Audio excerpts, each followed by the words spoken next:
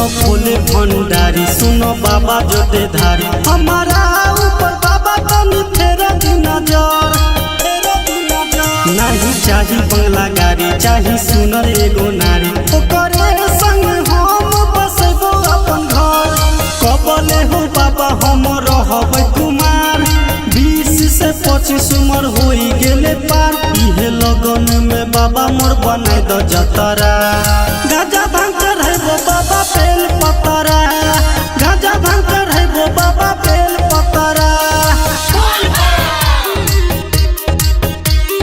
गाजा भांग कर है वो बाबा बेल पतरा गाजा भांग कर है वो बाबा बेल पतरा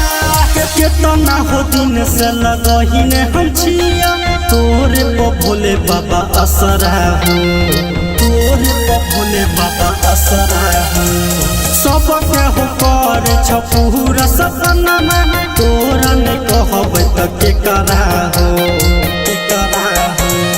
कर दना बाबा हमारा पौपटार बिगड़ल जिंदगी के दन सुधार जल्दी से के करो बनाय द भतरा गाजा भांग कर है वो बाबा बेल पतरा गाजा भांग कर है वो बाबा बेल पतरा गाजा भांग कर है वो बाबा बेल पतरा गाजा भांग कर है वो बाबा बेल पतरा साले साले हम चढ़ावही छिया तोरे पे भोले बाबा जलवा हो तोरे पे भोले बाबा जलवा हो एको गो नहीं मिलल हमारा कोनो भोले बाबा फलवा हो फलवा हो एहो बेर बाबा तनी करन विचार